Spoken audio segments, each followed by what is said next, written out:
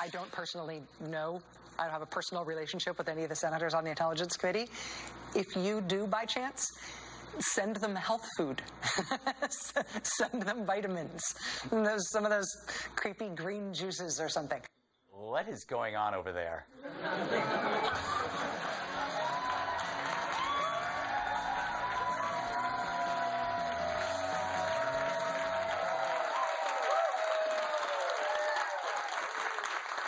The shock of Wednesday's shooting had barely worn off before the fingers started pointing.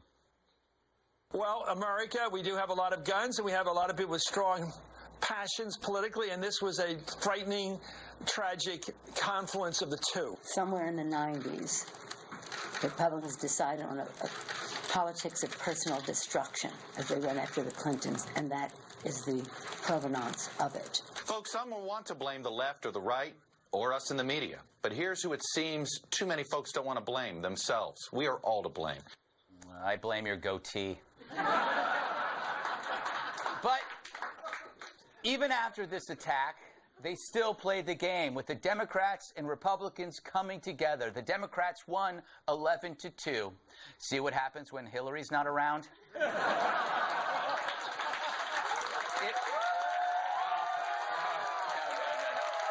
Enough. It was a great game, and I held a tailgate party nearby.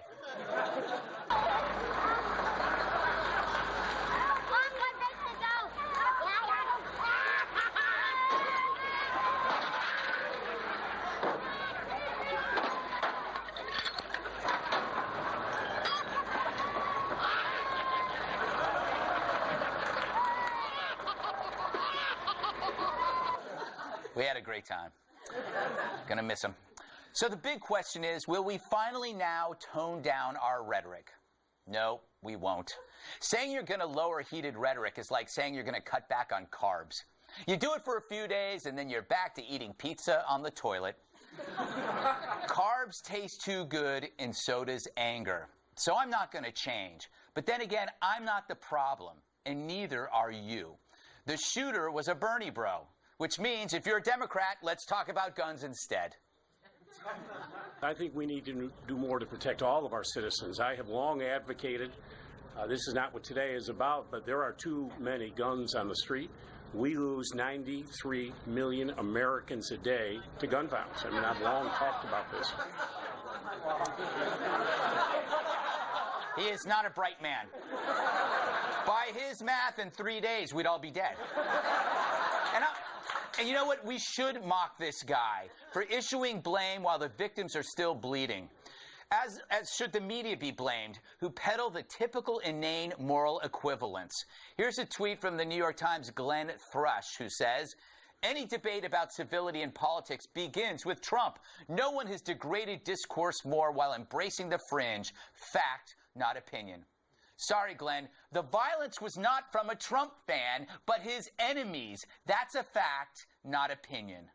Of course, when the truth undermines the media narrative, they start saying, wait, don't rush to judge, even though they've been judging us all along. And if it were a deplorable who had done this, the left would go nuts. The fact is, the media's been blaming Trump fans all along for this angry climate. Oh, they wish the shooter had been a guy in a red hat. Fact is, if you're a righty, you get accused of so many things. The left blames the right for everything bad. So, why not return the favor? It's their fault. They breed dissent, stifle discourse, intimidate people into silence. They worship violent radicals while threatening peaceful academics. They advocate destruction of private property, branding riots as protest. They fantasize about killing Republicans and their president, and others actually harm peaceful activists, tossing urine at them, pepper spraying, sucker punching from behind using makeshift weapons. They do all of these things, and yet the media is surprised when one shoots a Republican? But because it's the left, does the media really even care? They'll just call it an exception, and then they'll move on to something else. So what would cause them not to move on? How do you reach a media that is sympathetic to radicalism? I think about a horse. Last week, an Antifa goon attacked a police horse in Harrisburg, Pennsylvania. Lisa Simon showed up to harass marchers against Sharia. This is her. You know, she's a barrel of laughs at Thanksgiving. As the crowd did police control, cops say Simon attacked the horse, Samson, using a flagpole with a silver nail at the top, stabbing him in the neck. Now, the protest was against Sharia law, which is anti-women, anti-gay, anti-animal. Simon showed support for such fascism by stabbing a defenseless animal. Samson is fine, by the way. So, in a world where the political is always personal and the left excuses violence against humans, what about an animal? Maybe this act could make people reconsider their extreme views.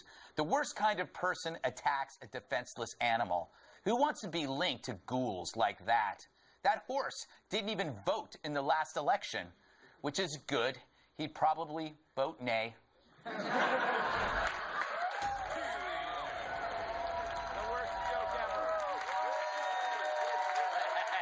my drinks. All right. Let's welcome tonight's guest. He knows sharp prose like I know web toes. Author of Up in the Air and columnist at Harper's Magazine, Walter Kern. He's smarter than your dad and better looking than your boyfriend. He's the creator and host of the wonderful The Rubin Report, Dave Rubin. She's half libertarian, half librarian, co-host of the Fox News Specialist, Kat Timpf. And the Hoover Dam is his neck pillow, former bodyguard, and my massive sidekick, Tyrus. All right. So, Walter, what I find interesting is the perpetrator flies in the face of every media-approved stereotype. He's a white old man with guns. He's supposed to be a redneck Nazi, but he's not. He's a radical leftist. Right. Well, I mean, everything we've been told about anti-fascists applies to fascists. Yes. And just because they pretend to be against authoritarian violence doesn't mean they're not capable of it. The world's upside down right now. And I'm very disturbed because I live in Montana among a lot of these guys. And let me tell you how well armed they are. And when they start fighting each other, it's going to be a big problem. Yeah. But the guys that you live among love Trump. Yeah, they do. But you know what? They don't win much, the lower 20% of the economy or whatever who voted for Trump. And this was their shot, they thought. And when he gets taken away from them by, this type, I don't want to be in the field of fire. Yeah. No, you're gonna have a revolution no one expected. Yeah, exactly.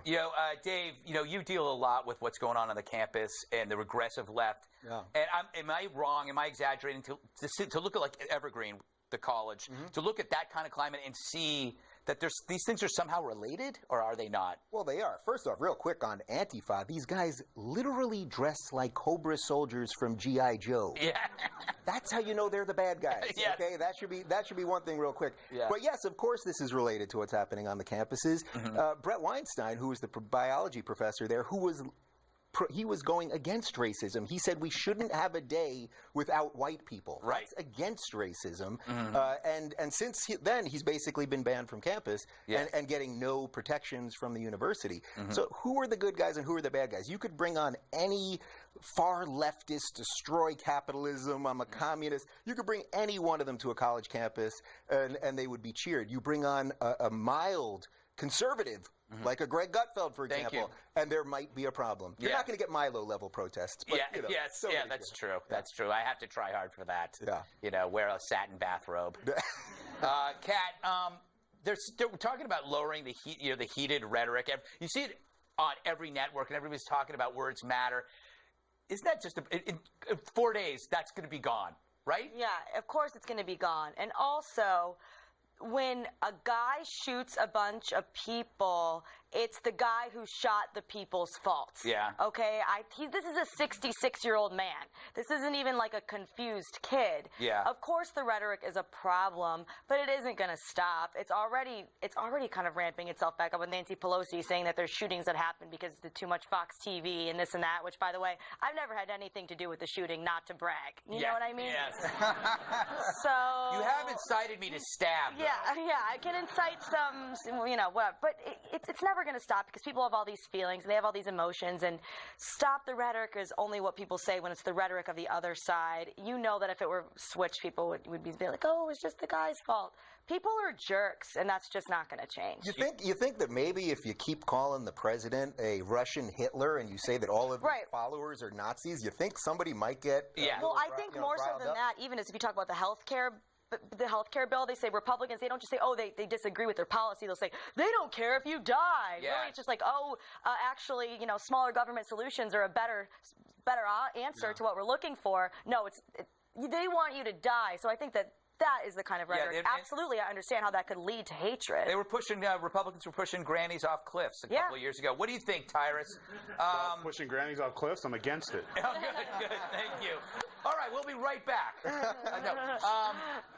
What do you make of this? Do you believe that all of this stuff, all that stuff that's being said about Trump is radicalizing? It's radicalizing whack jobs. So there's people it's giving what that man was. He's a terrorist. So that's what his distinction is. And he takes the rhetoric that people say when you spew hate. Some people will say like, wow, that guy was really hot about that, and move on. Some people are like, that's the truth, and I need to follow that. And unfortunately, that 66-year-old man, whatever reasons he needed, whatever he pulled from, if you want to do something and you want to do something negative or bad to people, it's very easy to pull if you want to watch a TV show that bashes Trump. So there's my justification. I'm a hero now. But he's not a hero. He's a murderer. They won't allow smoking on TV because they're afraid kids will see it and smoke. Yes. But they will allow assassinations to be acted out in Central Park with no fear. And I'm going to tell you what. The New York theater goer is not afraid that Donald Trump will be assassinated because they're doing this in Central Park. They're just afraid they won't have tickets.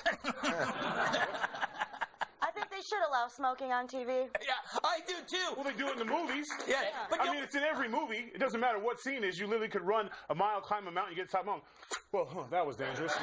Literally, watch every movie. It's completely random. You know how much more weed I'm smoking because of these people? But it's interesting because if this stuff isn't radicalizing, then that means why do we have advertising? Exactly. It's a $500 billion business based on influencing people. Okay. And that's what's going on. You're telling people Trump is Hitler. You're telling them that everybody that supports him are Nazis. You're saying you're having his head like this, and you're telling me that why do we advertise for Coke if that doesn't matter? This is advertising. It's advertising for death. Yeah, but I think our society is pretty clear on the whole don't murder thing. Yeah. No, they aren't. No, they aren't. That's the problem. It depends on what your point of view is. If I got on this thing and I got on a rant and I went off and I said some bad things about Greg and hashtag kill yourself or something, and somebody took that and they went and did something bad to Greg, I'd be like, well, it's just my words and it's my opinion. No, I'm just as responsible. Mm-hmm. And if back to your Law and Order you like to talk about all the time, Judge Stone would have brought it against me. He would have came after me. Yeah, Greg, I'm guilty of inciting it. When I walked people that are doing it are just as guilty as the guy pulling the trigger. Yeah. When I walked into the green room, I jokingly said to you that I'm a white supremacist now. Yeah. Tyrus was going to kill me. Hashtag true story. They found a list of names inside the killer's pocket, and they don't know what the list is. You can't say it's an assassination list, but there's a list of names in there, which I guess is not surprising. Maybe, I don't think it was a shopping list, people. But there is a specific, and this is where maybe I run into some kind of controversy.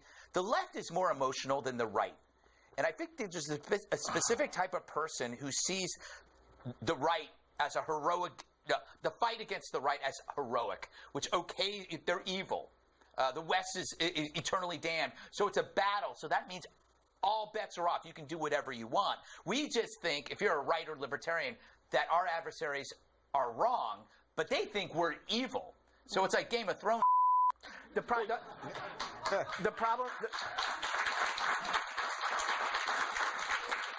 First of all, right-left aren't terms I like to use anymore, but let's just use them. On the left, people have no healthy outlet for their aggressions. Mm-hmm. They go around pretending to be totally tolerant, going to yoga, drinking green juices, hugging, putting coexist bumper stickers on their car. Yeah. But all that aggression that they deny, which the right gets out by hunting and going to wrestling matches and so on.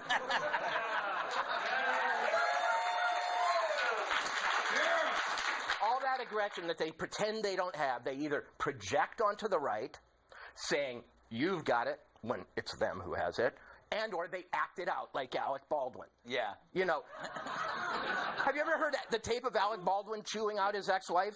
Yeah. I mean, now he gets to aim it at the right. He's a very angry man. Yes. Well, they want the purity test that they would mock the religious right for. I'm gay married. Yeah. I'm not even gay. I did it just for the social justice points. But I'm really sorry. I'm sorry to hear that. I did what I had to do. It provides a little cover. You understand what I'm saying? But that's the thing. Mother Jones, which is a far left rag, yesterday wrote a piece that I'm further right than Breitbart. Yeah. Because what they want to strike the fear in everyone to the point that everyone will just be quiet. Yeah. And what people have to learn is it just shouldn't work on you. Yeah, and I think the whole Trump phenomenon is showing that it's wearing off. I hear music coming. But we have to remind ourselves, messaging works. The people that are committing a lot of the ISIS atrocities have never met ISIS. So that means you can influence people.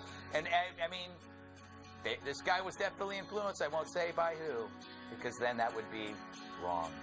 Or is it? I'm just rambling at this point. Coming up, is Russia collusion just a delusion? We discuss the latest on the investigation, and then we all make s'mores.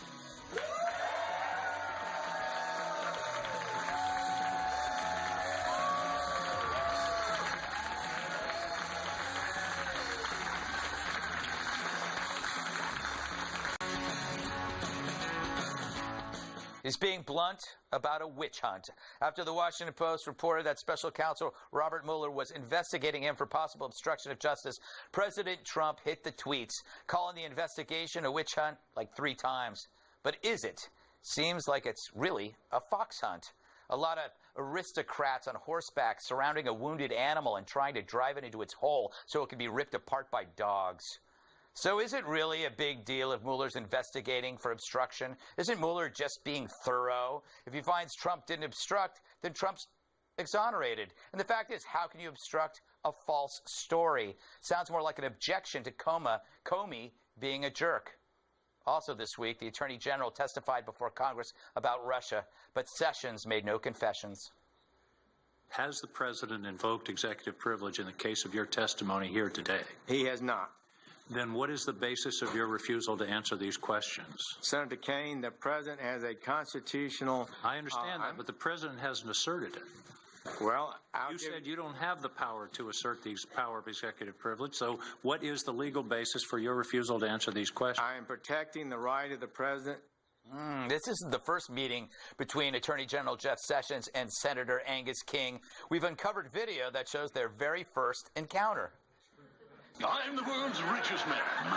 Your rich and chips cookies taste rich. I admire that in a cookie. I'll buy your whole factory. Our hollow tree's not for sale. I'll build my own. How long does it take? Oh, about 100 years. They haven't aged a day. So, Dave, is Trump right? Is this a witch hunt? What do you think? Well, look, they're going for impeachment either way. The facts don't matter. That's obvious. The Democrats and the media want impeachment. I didn't vote for Trump. I voted for Gary Johnson, and I should be booed by everyone in this audience. Yeah, I mean, the guy was terrible, but that's I just wanted some of those small government principles out there. Yeah. So it's not like I was a Trump supporter. Yeah. But it's pretty obvious to me this is an attack on the system. If you don't like the system, if you don't like the results of the election, then you fight for your candidate the next time around so that you can, but you don't try to burn down the whole thing. And look, they're going to go after Trump, and if and when they get him, then of course you have to take down Pence because the Russians must have put him in too. Yeah. And then you have, a year of a limping, what's his name, Speaker of the House, Paul Ryan. Yeah. And it's like, they're trying to take down the system. That truly, without going to conspiracy level, that's what they're trying to do. No, I don't think it's just about Trump. I think it's about everyone. Walter, what do you think? First of all, this Russian thing. It reminds me of growing up in small-town Minnesota. Whenever there was a crime in town, somebody got killed or, a house was broken into, it was always somebody from out of town, an intruder, a vagabond, some homeless person coming through. We in the United States, here in Manhattan, made Donald Trump and elected him president constitutionally. It was not an intruder who did it. It was not a vagabond from Russia. We just can't deal with the fact that he is us. Exactly. Yes.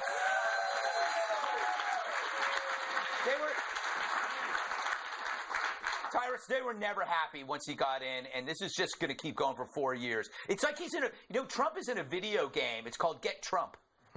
Yeah, it started before that. It was called Get Obama. Yeah. And now its roles are reversed, and now the other side is, the only difference is they learned from what happened with Obama, so they're trying to use that stuff against Trump. The difference between Trump and Obama is Obama was very good about just going, nope, not going to do it. Where Trump's like, what did they say? Liar? And he feeds them, which cause self-inflicted wounds. Imagine where we'd be if Trump did not tweet back at all the, I'm just going to call all the that's put out about him. We wouldn't be there. We wouldn't have the tape scandal. We wouldn't have anything. But they bank on poking the bear to get the bear to, because he's going to yell something out. And then some aide is going to be like, oh, let me fix this and say the wrong thing. Oh, they're not, stories don't match up. We got him, Johnson, on nothing. Yeah. Right. You know, and then Don Lemon has a CNN special about what Trump tweeted and how it affected and hurt children in kindergarten. I mean, no matter what he does. The upside is no one will watch the special. Yeah, Kat? Well, see, I'm not a lawyer. Are you? I do know what a lawyer is. You're a specialist. Yeah. And what I've generally heard about lawyers is that when you're under investigation, you're supposed to not really talk about it. Yeah. They don't tell you to, like, make sure you tweet about it and tweet so everyone knows how much worse what Hillary Clinton did was than what you did. That was a good tweet, though. Great. I miss hearing him say Crooked Hillary out loud. I'm not going to lie. It was a wonderful thing to hear, and I'm sure he just loved tweeting it. But, man, that makes it tough, because what if we were in a situation where there's no collusion, but he ends up getting in trouble for the way he handled the no collusion? Yeah. I could see him doing something to stop his name being besmirched. Yeah. I mean, name one person who likes his name more. Yeah, that's true. You can't. Yeah. If Trump was in a video game, what do you think his weapon would be? Something hair-related, right? Yeah, exactly. He'd throw like strands of hair that would go right into your eye. Head would explode. All right, before we go to break, Tyrus has something interesting to share with us. Tyrus? Thanks, Greg. Once again, the White House faces tough questions from the press, and as my duty as an American citizen, I went to Washington again to lend a hand.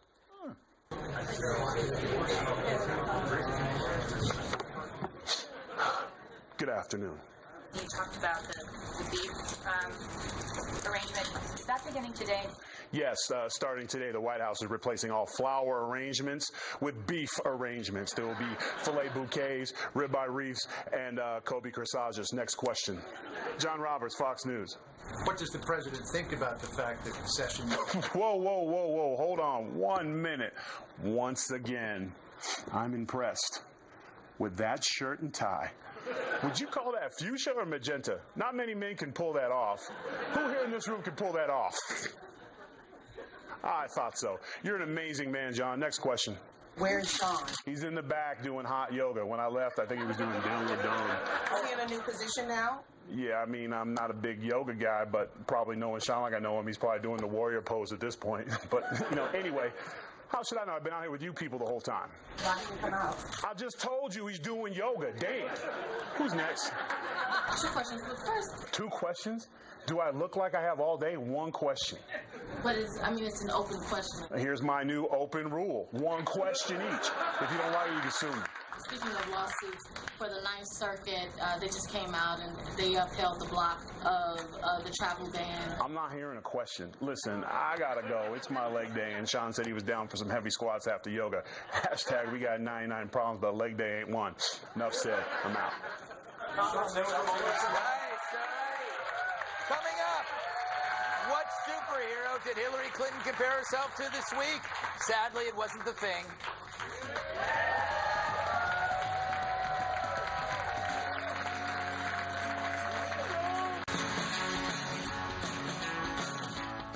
She'll never surrender her obsession with gender. In a video message presented at a Women in Film event, I love those, in L.A. this week, Hillary Clinton compared herself to Wonder Woman. Now, I haven't seen Wonder Woman yet, but I'm going to. Something tells me that a movie about a strong, powerful woman fighting to save the world from a massive international disaster is right up my alley. Wait. I have to say, she is like Wonder Woman in one very specific way. She's not real. Anyway, Clinton's taped These remarks were part of a tribute to actress Elizabeth Banks, who stumped for Clinton last year at the DNC. That went well. Still, like my love handles, Hillary keeps coming back. And like my love handles, every time she returns, she stays longer. Luckily, there's a cure for that. Are you the last person at a party? Do you struggle to know when it's time to leave? Now, I wish I had flown in from the White House, but I'm just as happy to be here anyway. Do you offer to wash the dishes, unaware the host just wants you out? Is last call meant specifically for you? And losing an election is pretty devastating, especially considering who I lost to.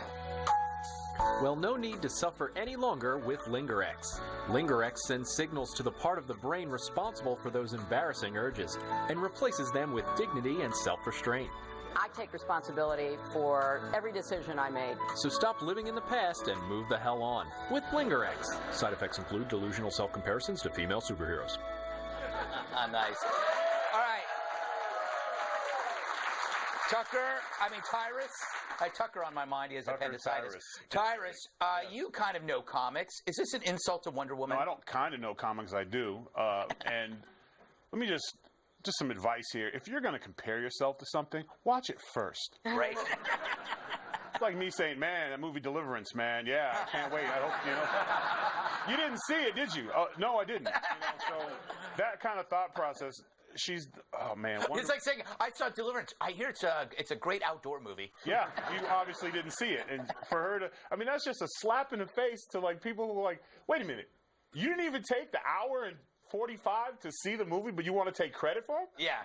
Where I'm from, that's called a move. I mean, that's just, that's horrible. That thought process? Walter, what do you think? Is there any similarity? Well, doesn't Wonder Woman always emerge victorious? Yeah.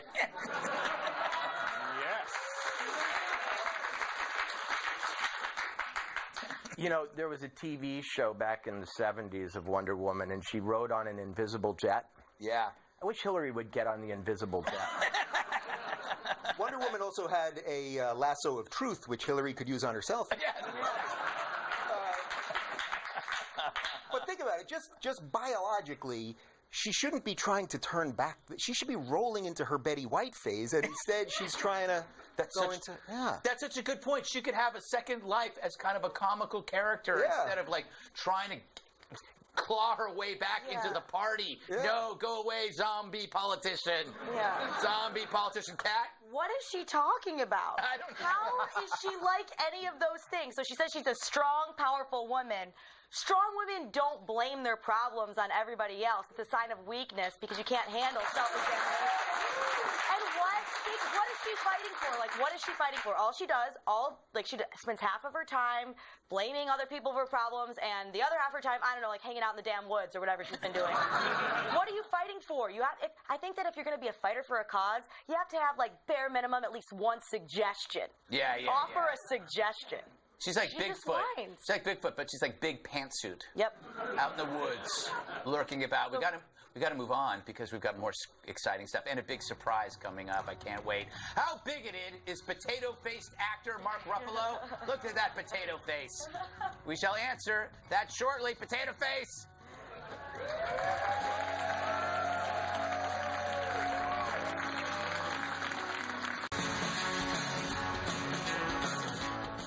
He demands a ban on the white man. I speak of the actor Mark Ruffalo, who may have bedroom eyes, but a bigoted heart. He recently tweeted a petition calling for MSNBC to stop hiring white conservatives.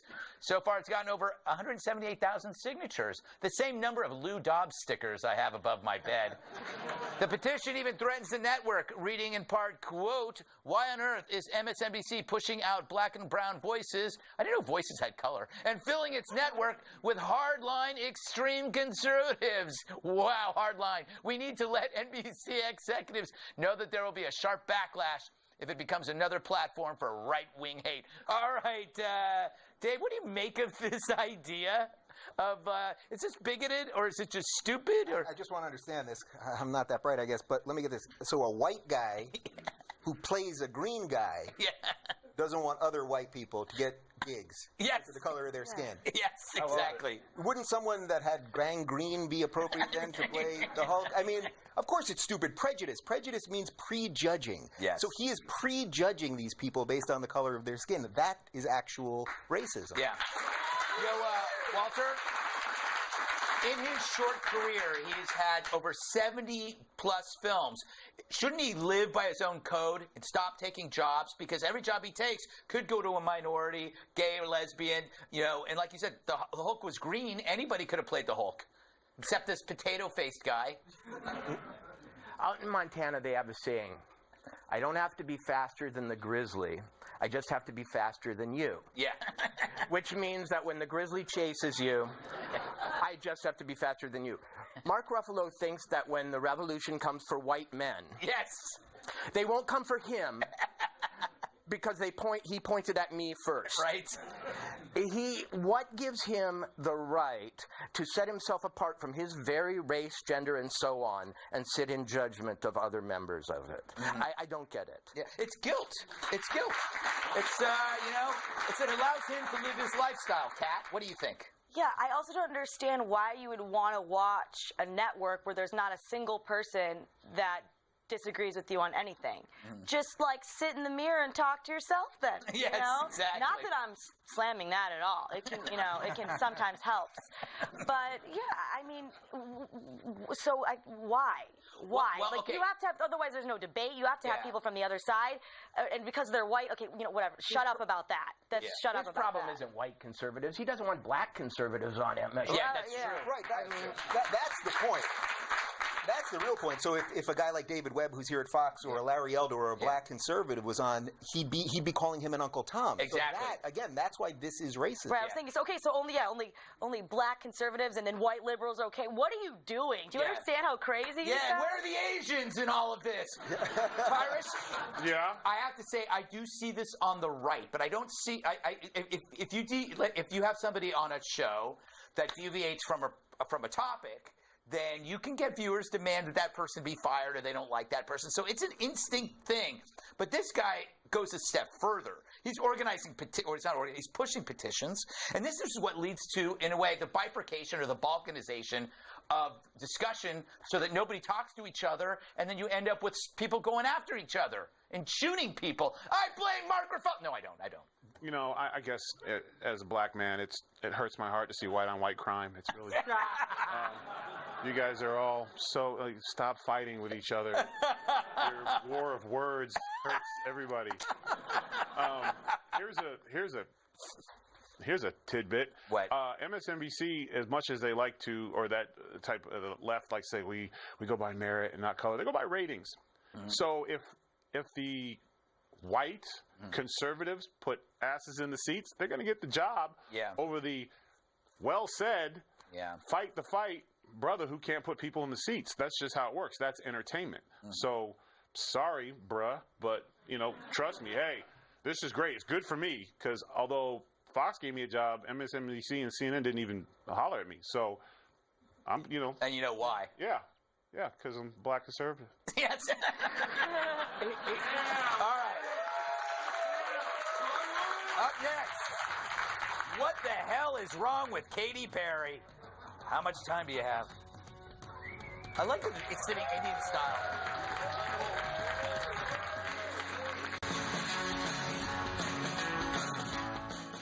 If it's indeed possible, Katy Perry got dumber this week. She apologized for appropriating black and Japanese cultures. Past mistakes she referred to include once wearing her hair in cornrows in a music video and once dressing as a geisha for a live performance. She made the comments while promoting her new Awful album during a 4-day internet live stream. We pause now to watch all 4 days of it. I've made several mistakes, even in like the This Is How We Do video about how I wore my hair, and having a hard conversation with one of my empowered angels, Cleo, about what does it mean? Why can't I wear my hair that way? She told me about the power in black women's hair. I won't ever understand some of those things because of who I am. So she's railing against cultural appropriation while sitting Indian style. And how dare you bring Cleo into this, whoever that is. The worst part about this, her people actually issued a press release about this therapy session, so it really was just about getting good PR for a lousy album. Let's hear a song from it, shall we?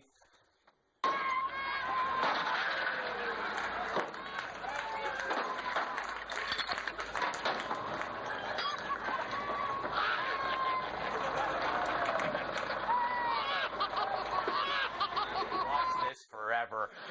Walter, everything we do is from another culture. It's a melting pot. I always see that cultural appropriation is like, it's like evolution with stuff. The better stuff people take and they use it. If you have tacos, it's because tacos are great. It's not because we're stealing anything. This afternoon, I went out about a block from here, and there's a food truck. They had Philly cheesesteak, appropriated from Philadelphia. Yeah. Hamburger, appropriated from Germany. Yeah. Falafel, appropriated from, I don't know, Israel or wherever. I'm never sure. And then this big sign over it said halal. Yeah. Which is, a Islamic food preparation standard. They bless it or something. Cultural appropriation is culture. Culture is nothing but the mixture of human symbols, ideas, foods, and faces. Without it, we've just got a blank white slate. Yeah, exactly. I mean, isn't that what it's about? It's about finding the stuff that you like. It's a compliment to appropriate. Of course, that's what America is all about. The whole point of the melting pot is that you come here, you bring your traditions, and you become part of the tapestry. They would rather rip that apart, and you can just have your little tissue to cry into all the time because they think that victimhood is virtue, and it's not. Mm-hmm. Kat, you appropriate all the time. Mm-hmm. Yeah, I was Pocahontas, Halloween of '92. And so she had 4 days to apologize for her braids, which is pretty bad. Wearing braids is pretty bad for sure. But I feel like I might need to take some time off and explore why I thought it was appropriate to dress as this cartoon character that I saw in a Disney movie in 1992, or I should just burn all the pictures. You know, it's fun. Political ambitions, it's just not going to happen. No, it's true.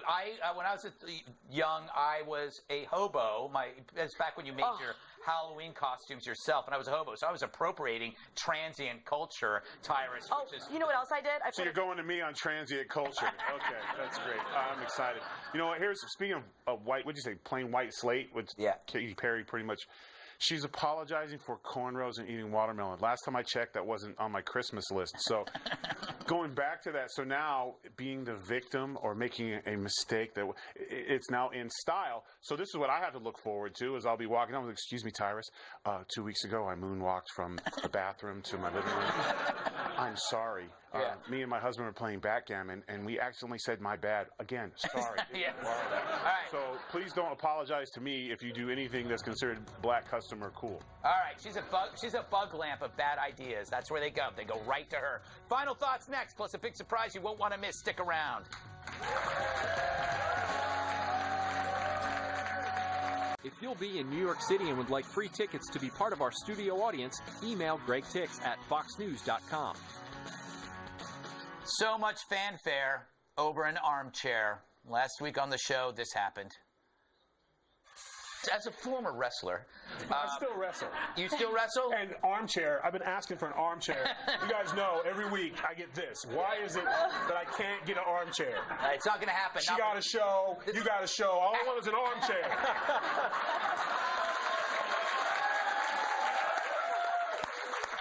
Hashtag armchair. Hashtag.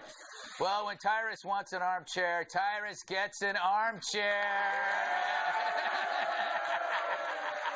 Tyrus, please rise. There you go. Huh? Look at that.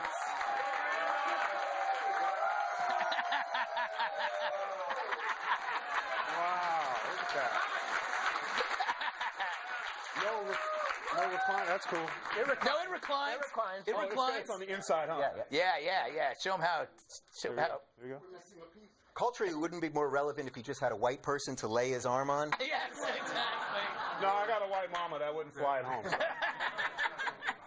Wow, I am speechless, so I guess not getting a show. So.